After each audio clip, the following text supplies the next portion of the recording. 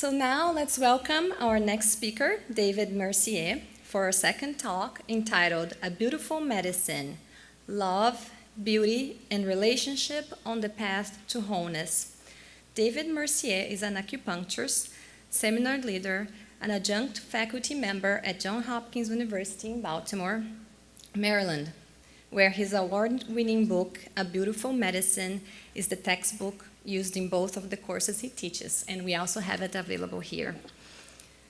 He earned his Master of Science in Positive Organization Development at Case Western Reserve University, his master's degree in acupuncture at the Maryland University of Integrative Health, and a certificate in transpersonal psychology under psychiatrist Stanislav Grof. Please join me in welcoming Dr. David Mercier.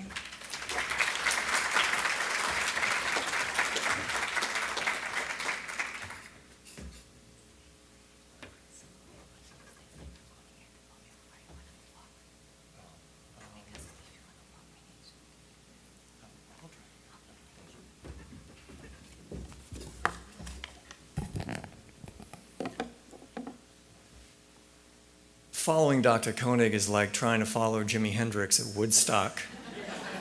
No one wanted to do it.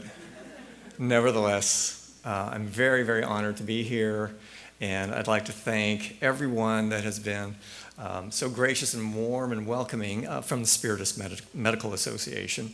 And it's just been a great, great experience so far, and it's just begun.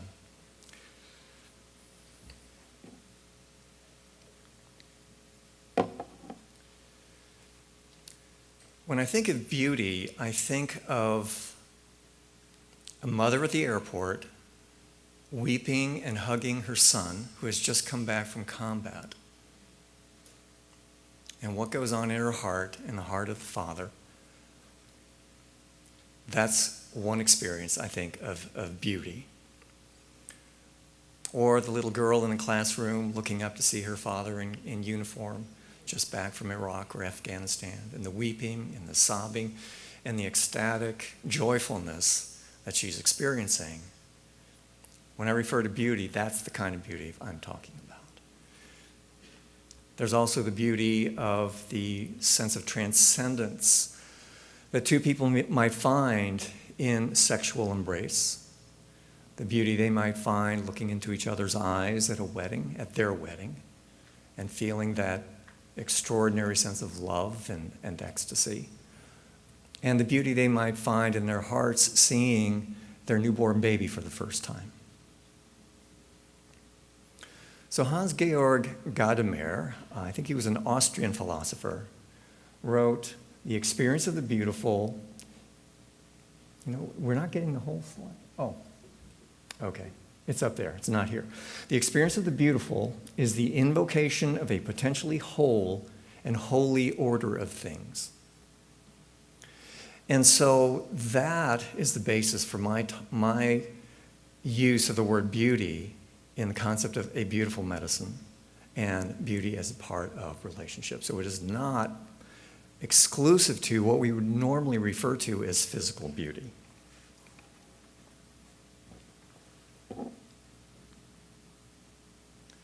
Plotinus was a follower in the footsteps of Plato, and he wrote, "Beauty is the translucence through the material phenomena of the eternal splendor of the One."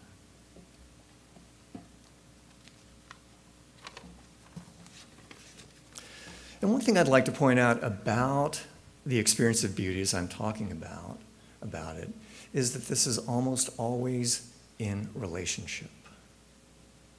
While we can certainly have profound, mystical, transcendent experiences with something larger than individuals, most of the time, for most of the people in our lives, the experience is about love and connectedness and wholeness with others.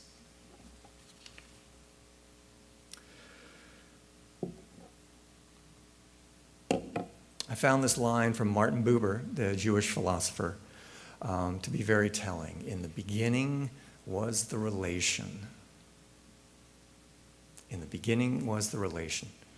And in his work, he emphasizes strongly that we find that which is transcendent through that which is simply present in front of us, whether it's another human being or the natural world.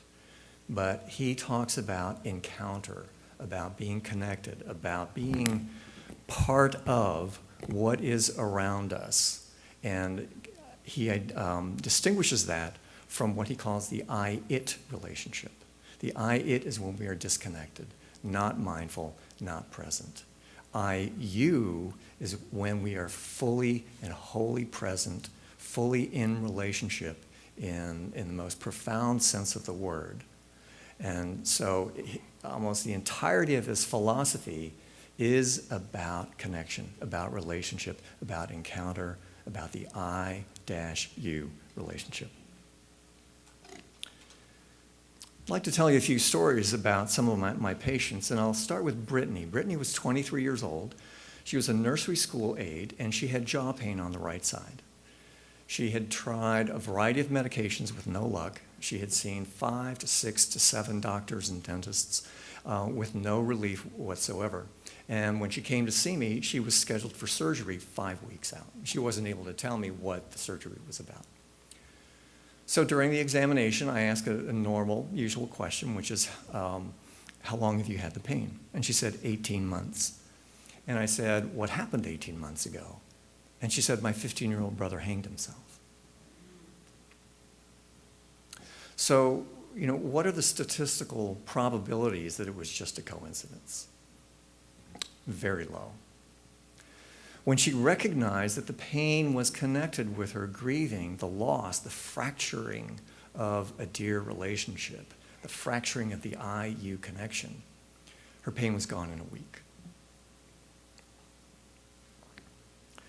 Then we have Linda. Linda was 80 when she came to me for back pain, and sometime after her, actually the day of her 5th acupuncture treatment, she went home and she cried all night. We had been talking about trauma in her childhood, and she'd had a very tough mother, a very harsh, critical mother. And she went home that Friday night and she cried all night long. All night. She did not sleep a wink. The next morning she woke up, she felt amazingly well, incredibly joyful, and her back pain was completely gone. Then we have Susan. Susan came to me for terrible hip pain, groin pain, and back pain. And she started to respond to the acupuncture, and every week she was improving, getting better and better. So she comes in somewhere around the 7th or 8th treatment, and she flops in the chair and glares at me and says, what are you doing to me? I've been crying all week. And I said, well, a lot of times as pains get better, some of the underlying emotions, the unfinished emotional business, can come to the surface. And she said, I didn't want to tell you, but I had been having memories of being sexually abused at 8 years old, and for many years thereafter. So her hip pain had gone completely away, and when the pain was gone, the emotion surfaced. And it's a fascinating correlation. And I have found also it works both ways. We can eliminate the emotional stress, after which the physical pain goes away, or the pain goes away first and the emotion comes to the surface. And the last story is someone I'll call Mary. Actually, she's Anne in my book. Anne came to me in June of 2008 with stage 4 metastatic lung cancer. It had spread to her ribs, her liver, her hips, and she was given 6 months left or 12 months with chemotherapy. And she came to me and said, what do I do? And I said, well, let's do everything. Let's do everything we can. And just to make a point here, that in most of alternative therapies or complementary therapies, we don't treat disease. And I did not tell her that I'll be treating the cancer, and nor do we ever make a claim to treat cancer or even most diseases. What we treat is the person, the whole person, body, mind, and spirit. So I said, regardless of what happens in 6 to 12 months, wouldn't it make sense to do everything you can to be at peace, to feel at home and ready for whatever might happen? And she said yes. And during our conversation, she pointed out that there was a source of great distress in her life. and that was that her 55-year-old son was an alcoholic and homeless. And she was very, very angry about that. So she worked on it, and during the summer she came back from an Al-Anon meeting and said, I have come to a sense of peace about this. I have let go and let God. In October of 2008, she goes back to her oncologist. They do the CT scans, and the cancer was gone except for the original half-centimeter tumor in one of her lungs. So, and I think we're going to hear a lot of stories like that over the weekend. I also want to say this is not the norm. This is not what typically happens. But it is. I do express these stories to give you a sense of what some of the possibilities are. So if we think about every single one of these instances, they were about a fractured relationship. It was about a loss. It was about pain. It was about betrayal. It was about violence at the hands of another human being. And so thinking of clinical medicine through the lens of relationship itself, I think is one particular angle that certainly coincides with and is parallel to most of what we're going to be hearing this weekend. And along those lines, the word Ubuntu in the South African dialect of Bantu says, I am who I am because of who we all are.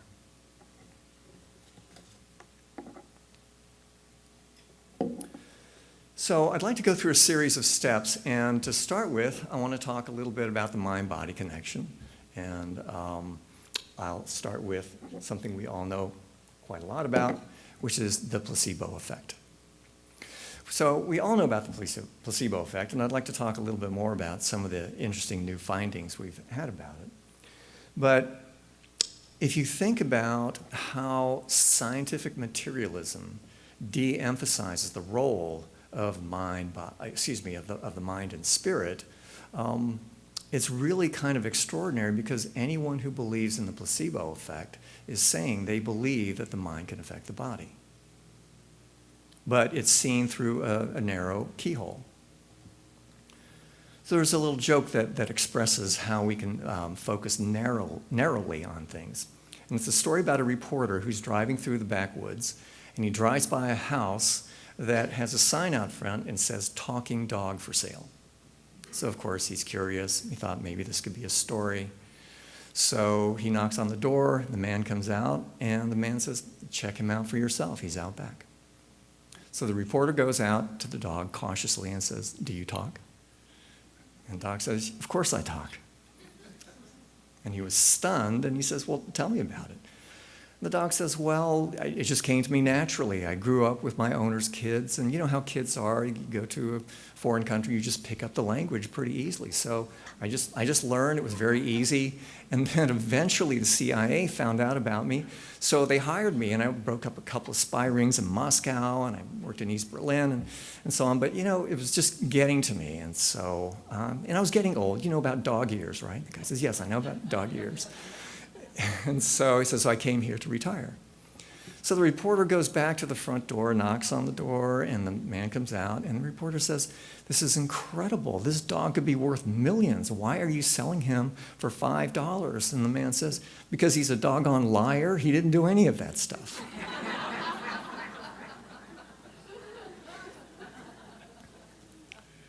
So the humor revolves on the failure to see the miraculous. And I think that's what we've done with the placebo effect. Wayne Jonas is a physician who has been doing a lot of research in integrative medicine for many years. He was the first head of NIH's Office of Alternative Medicine. And he has a new book out called How Healing Works.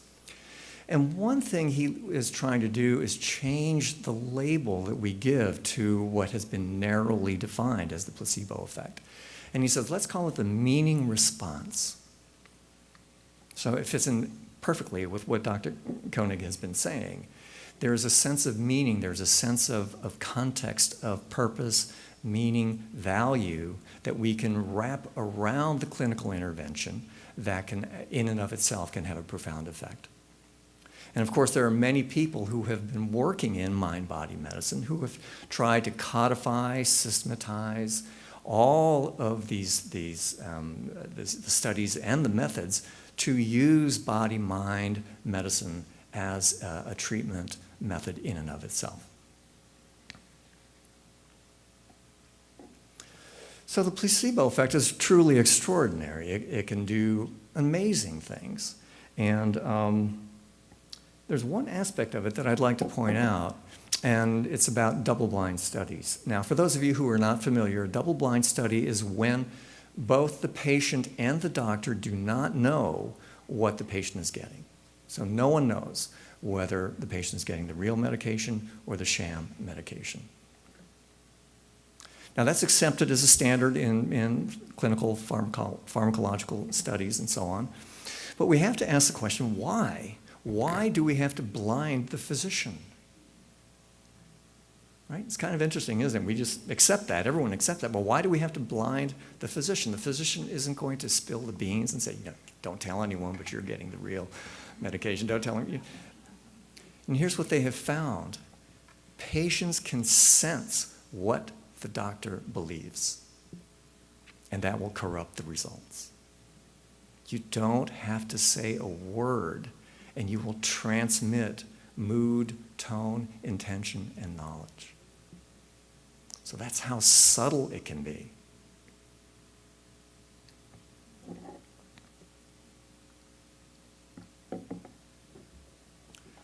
Open label placebo. Ted Kapchuk at Harvard designed this.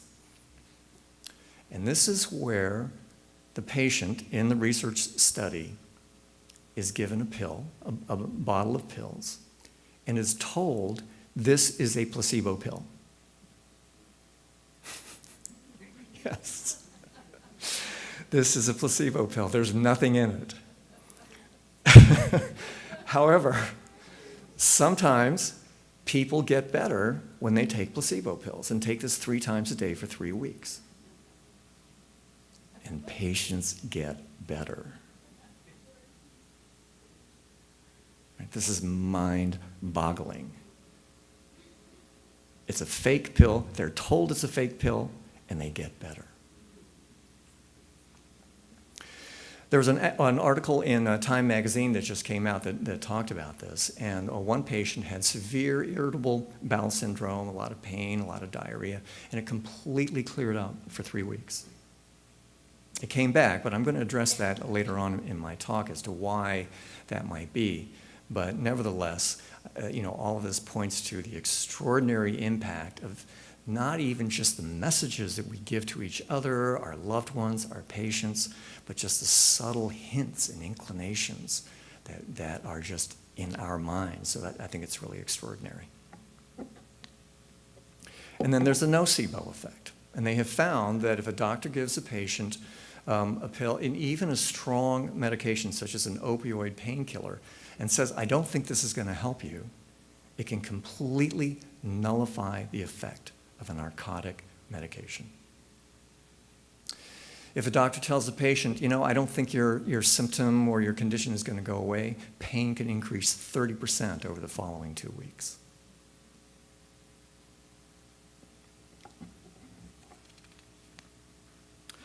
I'd like to tell you one other story about a patient of mine, because again, it's another extraordinary example of the mind-body connection. So she was a retired nurse in her 80s, married to her second husband, and her first husband, who was a retired orthopedist, called her up and made her a proposal. He was dying of multiple myeloma, and he was bedridden, and he needed care. He had been very sick for about 10 years. And his proposal was to come back to her town and for him to buy a house which he would move into, and she and her second husband would move in and take care of him while he died. And after he died, she could have the house. And she agreed. She needed the money, and her first husband was, well-to-do financially. So they settle in. They start with this regimen, and the patient gathers his records and goes to an oncologist in that town, and after a review, they told him he does not have multiple myeloma.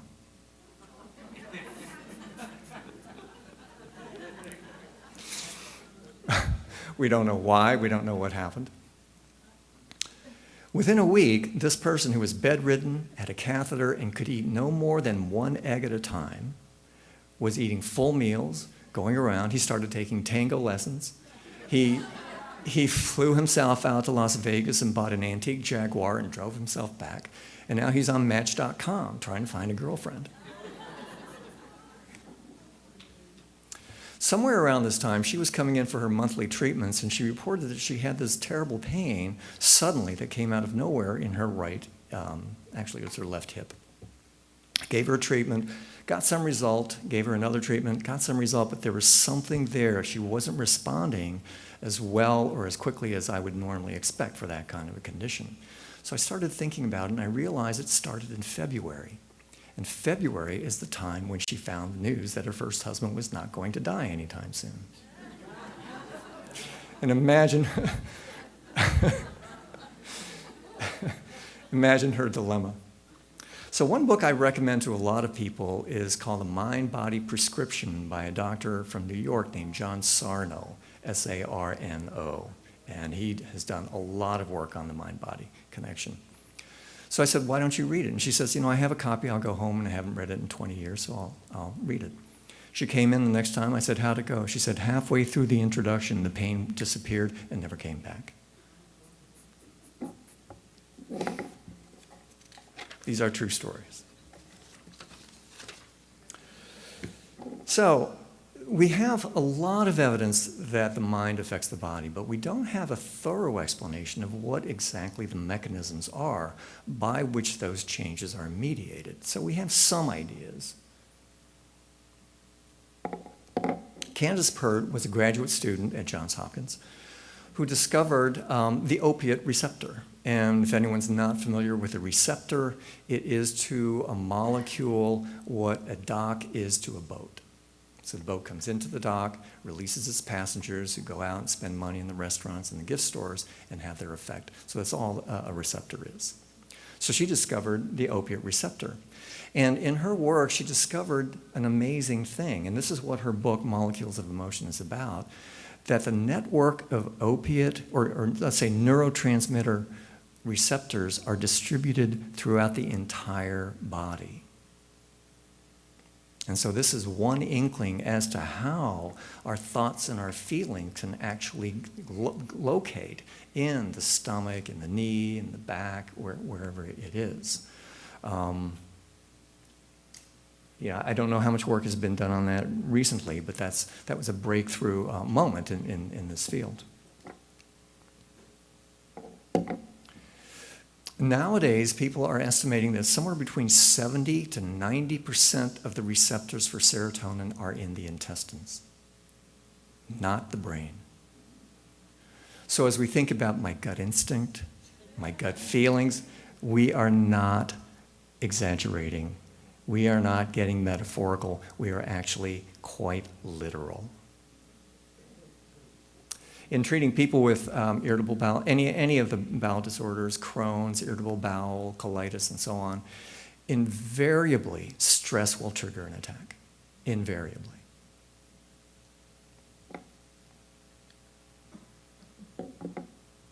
There are 40,000 brain cells in the heart.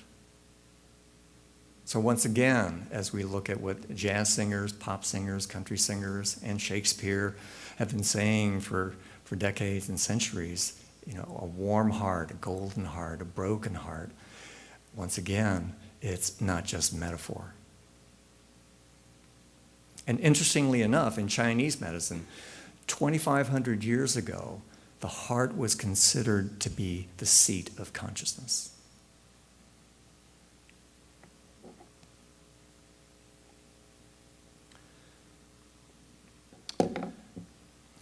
Another fascinating thing, again, about the tendency to ignore the mind-body connection is that there is some very, very basic, incontrovertible science with regard to how the effects are mediated. So the hypothalamus is a sort of a central information processing center that gets affected when there is stress or hunger or satiety or anything of that nature, and it sends a signal to the pituitary, to the adrenal glands to secrete cortisol, the major stress hormone. And as a result of that, all kinds of problems can ensue. So vasoconstriction, hypertension, momentary hypertension, elevated blood sugar, a variety of problems. And it's remarkable because this has been known for about a century. I think it was the 1920s, maybe, 1920s, 1930s. And it's just the simple, incontrovertible basic science.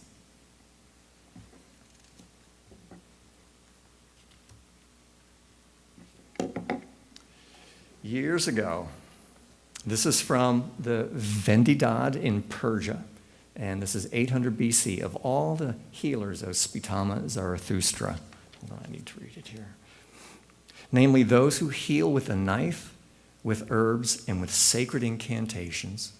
Shall we substitute the meaning response? Sacred incantation sounds better. The last one is the most potent, as he or she heals from the very source of disease.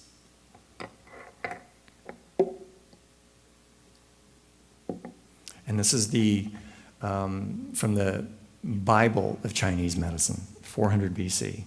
When the minds of people are closed and wisdom is locked out, they remain tied to disease. It becomes apparent that those who have attained spirit and energy are flourishing and prosperous, while those perish who lose their spirit and energy. So we have known this all along, and we're finally getting a little bit of research on it, but we have known. And I have one other quote I'd like to add here, and this is a quote that Plato would have wholly approved of. And part of Plato's idea, which is very consistent with many mystical traditions, is that the deeper realities of human experience are in the realm of the invisible. That the visible is just perhaps the most surface manifestation of deeper, underlying, intangible, ineffable dimensions of human experience. And I like this because it's succinct and it's accurate and it's emotional. And it didn't come from a philosopher or a scientist, but Judy Garland. She said, "It was not my lips you kissed, but my soul." Does that not say everything? This is the truth. The truth of what happened is you kissed my soul.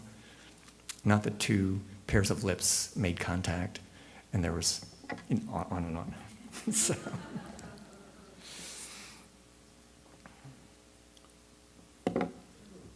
So the next idea I'd like to go over is the idea that the symptom is a message. Now, that's the technical definition. Any symptom is always pointing elsewhere. But in integrative medicine or holistic medicine, we like to take that a step further and keep looking further and further back in the causal chain that might have led to the symptom and looking at all the various areas that we have already discussed, the psychological, the biological, the social, the spiritual, and so on and so on. Interestingly enough, in the 35 years I've been practicing, I have not had a single patient who already knew this or believed it. This is news. It's still news. And the idea is that pains, discomfort, and this includes the psychological pains and discomforts, are here for a reason. They are not random occurrences. They are not punishment. They are not mere, random events. They come out of a meaningful matrix, a very complex matrix of mind, body, and spirit, and as well as the social dimensions of our existence. And so the most opportune way of responding to symptoms is to listen to them and to cooperate. I find that it's often helpful to sort of exaggerate and oversimplify in order to get a point across. So I often tell my patients, please practice thanking your symptoms. Thanking them because they have one purpose and one purpose only, and that is to help you get better physically, psychologically, socially, neurochemically, career-wise. We don't know, but there's no sense in waging war against a symptom. We don't want to get rid of a symptom, quote unquote. We want to cooperate with a symptom. And once we have done what the wisdom behind the symptom wants us to do, then it will go away of its own accord. And in that light, there's also a way in which we can look at our psychological challenges as symptoms. So anxiety and depression, barring very, very serious disorders, but the moderate depression, mild depression, and moderate anxiety and mild anxiety, they're here for one purpose only. They're here to help us. So we don't want to just find herbs or acupuncture points or medications to try to mitigate the symptoms. We want to cooperate. We want to learn. And as we look at what the messages are, they can come from a variety of domains, which I will go into in a minute. But very often, as we look at depression, as we look at anxiety, they are almost always about the issue of belonging. Do we belong or not? Am I part of my family? Am I still part of my marriage? Am I part of my children's lives, my parents' lives? Am I good enough?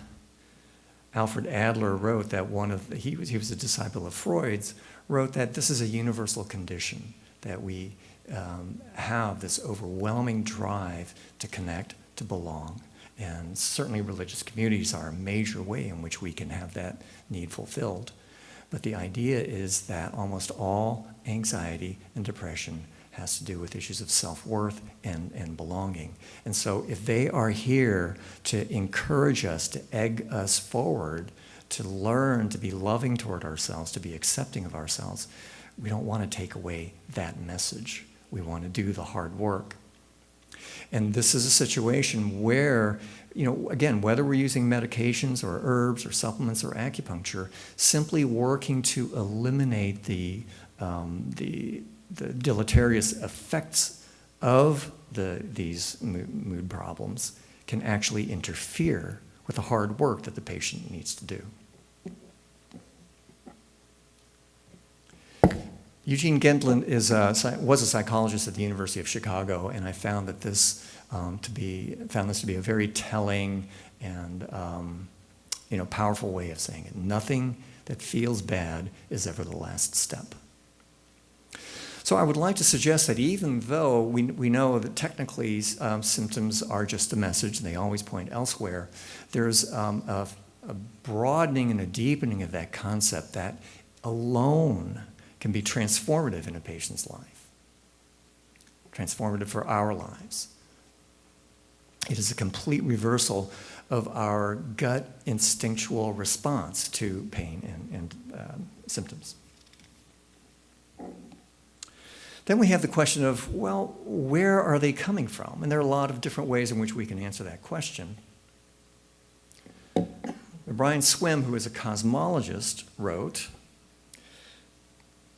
"To become the mind and heart of the planet is to live in the awareness that the powers that created the earth," notice that's a capital E, "reflect on themselves through us." So he's pointing to the idea proposed by many people, including Ken Wilber, Sri Aurobindo in the Hindu traditions, Pierre Teilhard de Chardin, which Dr. Doi mentioned, is that we live in a conscious universe. Now, we could look at it from a simpler, let's say a more mechanistic view and say, well, actually it's a result of about 14 billion years of physical evolution, which would be, I think, an adequate impetus for us to respect the presence of symptoms. But beyond that, there are those who say that the physical universe is actually part of a much larger domain of being, which is not physical. Taoism is a great example of that.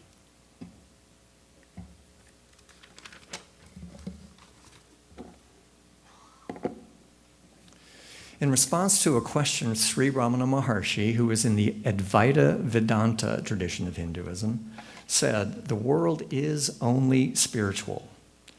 Since you are identifying yourself with the physical body, you speak of this world as being physical and the other world as spiritual, whereas that which is only spiritual."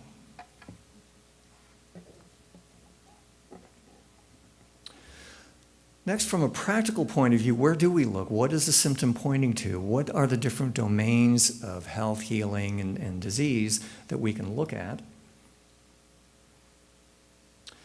And there are many, many different models. There are 4 dimensions, there are 8 dimensions. I've come up with 5 that I find very, very useful. The first is structural. So if there is a pain, one of the questions to ask is this the result of a structural problem? If there's a neck pain, a back pain, and so on. And so in orthopedics, we would look for herniated discs and stenosis and that sort of thing. But short of actual pathology at the level of the discs and the skeletal system, there are also subtle imbalances that people can find in the fields of chiropractic and something called osteopathic manipulation. Osteopaths have the same training as doctors, but a small percentage of them will focus on spinal manipulation, and that can be very helpful. So anything that helps the body at the structural level is a structural intervention, and other methods could be physical therapy, yoga, and of course surgery. And this is probably the only time that a yoga teacher and an orthopedic surgeon would be placed in the same category. The biochemical dimension is what we are most familiar with. So this is where medications work. It's also what diet, and supplements and those sorts of things can be helpful. And that's something I think that we're all familiar with. In the field of natural medicine or holistic medicine, of course, we're always trying to catalyze the body's inherent potential to be at its best biochemically through exercise, diet, emotional wellness, and of course, supplements. Bioenergy is a different dimension of the human experience, and so acupuncture is one of those. Homeopathy, Reiki, R-E-I-K-I, which is kind of a hands-on or a hands-off treatment that can affect the energy of the patient. These are all based on the idea that energy is a distinct dimension of the human experience, related to the chemistry, nevertheless distinct. And of course, when people talk about energy, usually they are thinking of it as transpersonal, partly spiritual, and of course partly psychological, and so on. So these distinctions I'm making are not so much to distinguish between the ontology of these. In other words, like what are they really? It's designed more to distinguish things from a practical, clinical perspective. And then we have the psychological, which we have been talking about. And then we have the transpersonal or spiritual. Transpersonal is kind of like the academic term for what we would normally refer to as spiritual. So just to give you a couple of examples, a patient came to me many years ago with rib pain, and she had been to 2 other acupuncturists, and every time she got a treatment, the pain would migrate to her fingertips, all of them, and be excruciatingly painful. And that made no sense to me, but she asked if I would treat her, and I said yes, and the same thing happened. I give her a treatment, the pain would go to her fingertips, and it was excruciatingly painful. So I thought, I'm missing something here, so I asked her some more questions, and it turned out that prior to the onset of the pain, she had fallen through the floor of the roof of the floor of a house that she was having built down into the basement. So my thought was this could be structural. So I sent her to my osteopath, who was in the DC area, and in one treatment, 3.5 years of pain was gone. So applying whatever we're accustomed to as clinicians over and over again may not, in some cases, be the best thing. There are these other dimensions. And in my case, I would like to share something too. I spent many, many years doing spiritual practice. I have done many month-long retreats of mindfulness where I meditated from 5 in the morning till 11 at night. And I did something called Holotropic Breathwork with Stanislav Grof, which induces altered states of consciousness, and many of them are spiritual in nature. I did personal growth workshops, psychotherapy, I got acupuncture. So I worked on the psychological, the transpersonal, the bioenergetic level, and yet I was still having severe mood swings. In January of 1996, I stopped being vegetarian. I was eating a very low protein, very low fat, very high carbohydrate diet. And within 1 month, my mood swings of years duration was completely gone, have never come back. And I know it wasn't placebo because I never expected it. Back then, we didn't know that nutrition could have such an impact. A back pain I'd had for 13 years cleared up. So I would see my osteopath and my acupuncturist thinking that I had a structural problem in my back, and yet it disappeared completely when I changed the chemistry. So in my case, my focus on the transpersonal was not as productive as it could have been. It was a biochemical issue. So identifying which of these 5 dimensions is primary is absolutely crucial in many, many circumstances. And I say regardless of whether a practitioner is a conventional practitioner or an alternative practitioner, there is that tendency to think that since I'm a hammer, you must be a nail. And so that is a very, very important bias to be conscious of. By the way, I'd like to refer back to the patient in Dr. Kapchuk's study. So her IBS cleared up for 3 weeks entirely while on the placebo pills. By the way, the bottle it has a label on it. It says placebo pills. Chances are something is missing at the biochemical level. Right? So maybe she needs to be on a gluten-free diet, change her diet. There are certain herbs, vitamins, amino acids that can help heal gut health. We have to look at the deeper dimensions of the psychological aspects of her life. Perhaps she has unresolved anger, unresolved grief. There's maybe a lot more work to be done. She could do meditation. Acupuncture and very many other alternative therapies can stop diarrhea fairly easily. So the fact that it didn't last with the placebo effect is no reason for despair at all. There's plenty of options.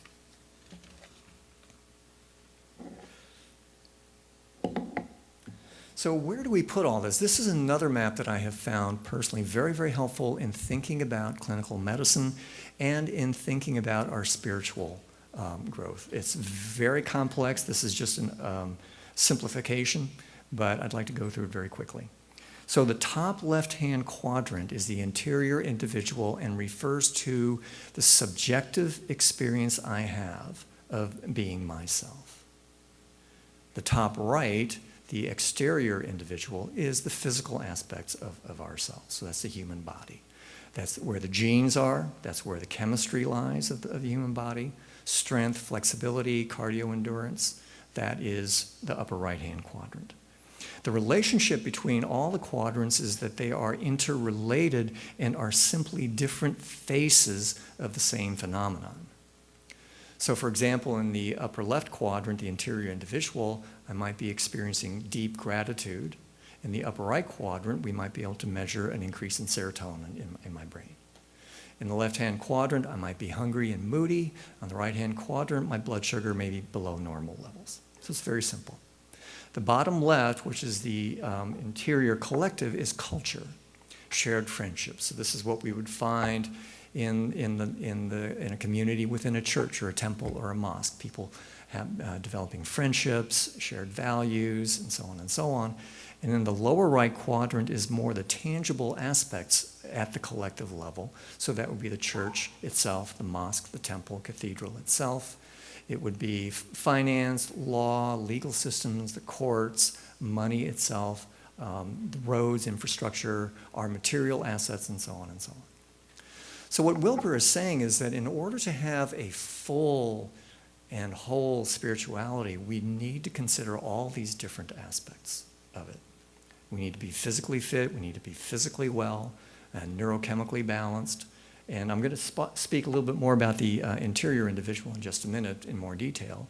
but we need a community of friends, as all the research says that we have just found. And of course, we need at least an adequate amount of money, we need shelter, we need food.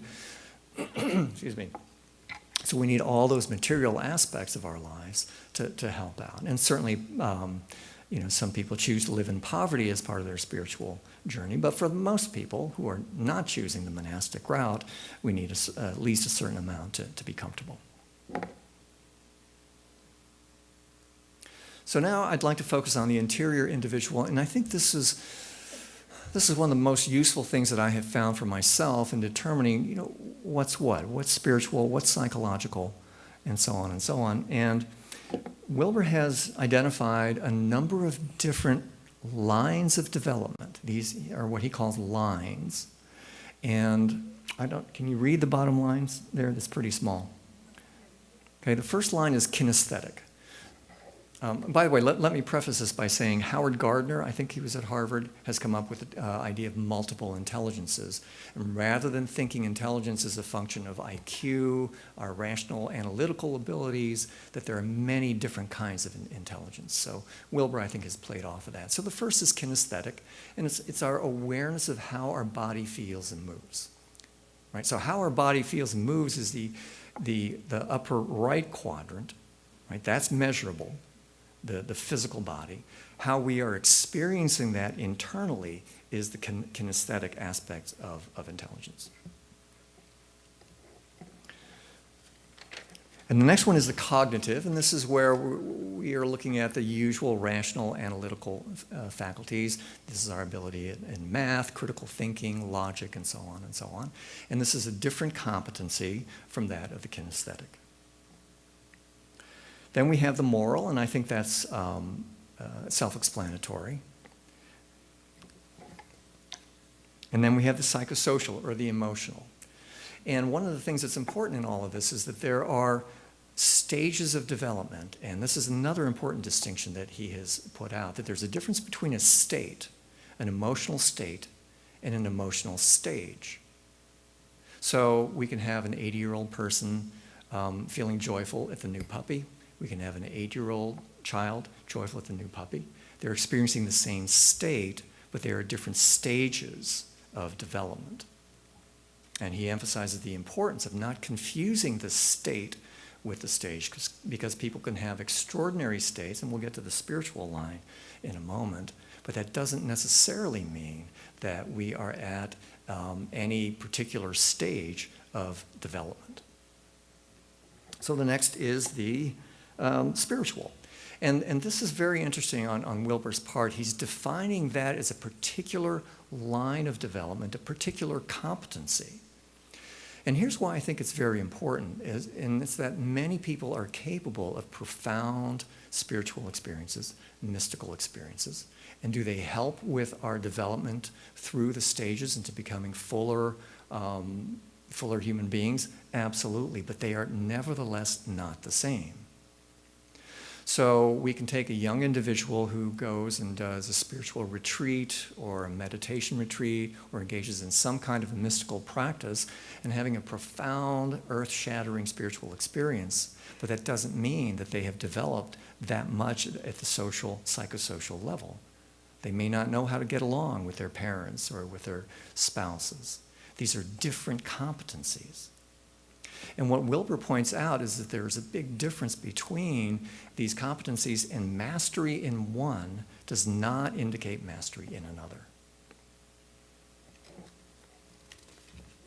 So I'm running out of time here, but I'll like to wrap up. So I think that's a fascinating cartography as we look at, what are we developing? What needs to be developed? And what happens with many people, at least in my generation, when I went to Sri Lanka and I was a Buddhist monk for 2 years, I was ignoring all the others. I did a 30-day retreat, did 2 30-day retreats of mindfulness. When I came out, the effect was truly extraordinary, to feel a sense of timelessness, going beyond space, experiencing the the complete dissolving of the sense of self, all temporarily. And that's where I made the mistake. I thought, well, all I need to do is to meditate, and then I will be fine. when in fact there were all these other areas of my life that needed to be worked on, including the lower right quadrant, which was having a career. So it's very helpful as we look at our spiritual growth or psychological growth to think of all of these aspects. So in my one-person laboratory, thinking of what matters most to people, I went through a period of time when I would ask patients, if you were on your deathbed and you had to look back on your whole life, what would you have done so that you could say you could die in peace? And almost all the answers were about other people. It was not about spiritual concepts. It was not about anything other than ideas such as, I would wish for my children to have grown up to be good citizens of the world. I will wish to have made a contribution to my community, to my society. I want to be worth something in the community of human beings. So as we look at our patients or our own struggles and redefine them as perhaps and most likely primarily a fracturing of the relationship, and it could be with others too, relationship with the divine or relationship with God, and certainly those are occurrences as well, but the primary occurrences are about people. This is what matters most to most people. It is people. Rilke said, for one human being to love another human being, that is perhaps the most difficult task that has been given to us. The ultimate, the final problem and proof, and I'd like to underscore the word proof. The work for which all other work is merely preparation.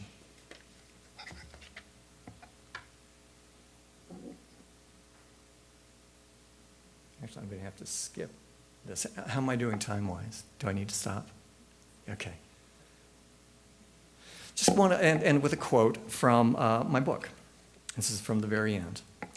A beautiful medicine is the integration of all that we know of love, healing, and health in a blended singularity. It points to those moments which most of us have known that take us beyond ourselves into an exquisite place that is at once human and divine. To love someone in that timeless space between heaven and earth, to look into the eyes of a child and see the shimmering of beauty, to know that she is an eternal yes, or that she is the past, present, and future unfolding all at once in a diaphanous, loving luminosity, is to glimpse our own full humanness. This pulsing between two hearts in a love equaling wisdom is an omega point, the place we reach at the end of our labors and our weeping, of our small, short deaths of anguish and downward glances. The inexhaustible yearning, the urge to fuse with another human soul, the longing to be touched by the effusions of another heart, or the desperation to cross the chasm of loneliness, to avoid the crush of humiliation, to hunt for imperturbable peace, was all this just love pushing us from behind, speaking in soft but unyielding tones. If we can fully know ourselves for the first time, then the bursting of the seams of the self happens in a crescendo at the omega point of splendor, meaning, and the heart's full satiety. It was all already there, waiting for us to finally arrive and understand. Thank you.